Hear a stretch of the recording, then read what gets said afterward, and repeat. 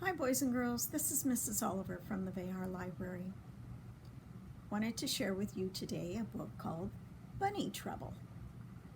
It's written by Hans Wilhelm.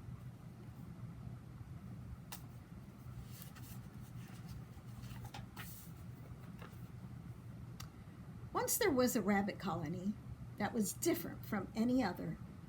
The rabbits here were in charge of decorating all the Easter eggs for the Easter Bunny to deliver.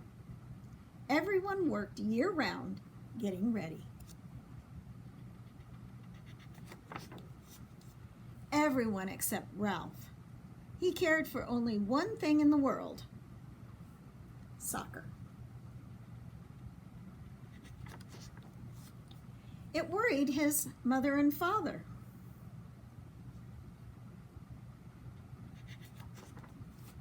It worried the other rabbits in the colony. It worried his teachers in the school where all the young rabbits went to learn egg decorating. Where was Ralph while everyone else was hard at work in the classroom? He was outside working on his fancy footwork.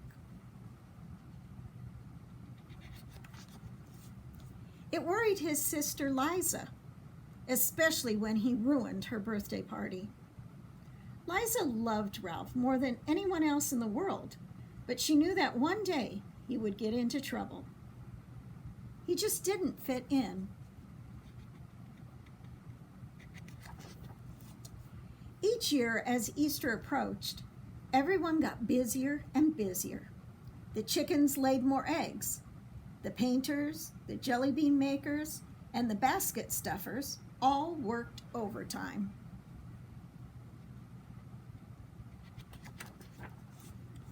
Ralph had to work too, but he had a hard time keeping his mind on his job.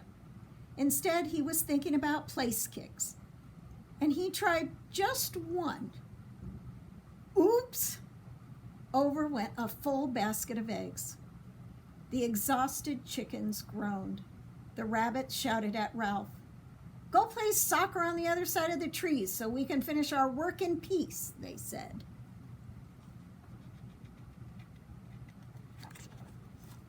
Ralph was glad to go. He went off to play by himself on the other side of the forest. That night, he did not come home. His mother wept and wrung her hands. Where could he be, she wondered, and with Easter just 2 days away? Morning came, and still Ralph had not come home. Liza slipped out to search for him. She found him not far away, locked up in a cage. A farmer had caught him while he was practicing his dribble in the cauliflower field. "The coach always told us to look where we were going, not at our feet," Ralph joked sorrowfully. "Don't worry," Liza told him. "I'll go and get help." She ran back past the busy rabbits, calling, "Mama, Mama, we must save Ralph. The farmer has caught him and is going to make him into Easter dinner." "Oh, I knew that bunny would get into trouble someday," wept Mama as she followed Liza to Ralph's cage.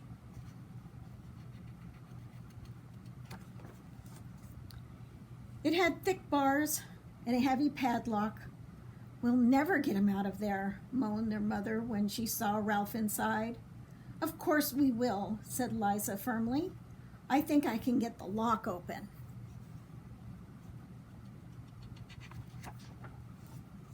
Liza worked for hours, but the lock refused to be picked. The bars wouldn't bend, and the doors wouldn't be pried off. "If I ever get free," whispered Ralph, "I promise I will never play soccer again." "No, Ralph," said Liza. "You want to be a soccer player, and you will be, too, but you have to help with the eggs." "And not be such a nuisance," added Mama. Ralph knew they were right, and he promised to do what they said. Hours passed. Suddenly Liza cried, "I've got an idea that will do the trick, but we have to hurry."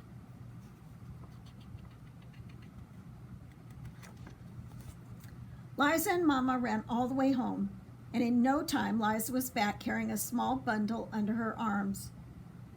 She squeezed it carefully through the bars of Ralph's cage, and then she whispered the plan.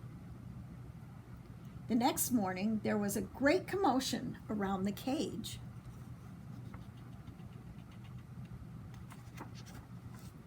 Inside it, next to Ralph, was a basket of the most beautiful Easter eggs anyone had ever seen. Some were polka dotted, some were dyed deep purple, and some were painted with rainbows. The farmer's children gathered round. "He must be the Easter Bunny," they exclaimed with wonder. "How else could he have gotten those eggs? We must let him go or there won't be any Easter for us."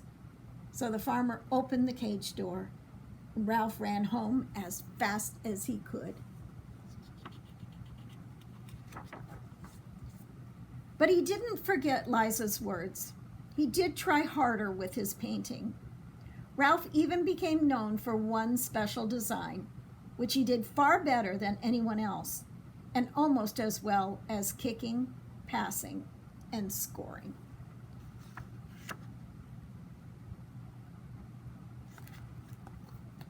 Bye, boys and girls.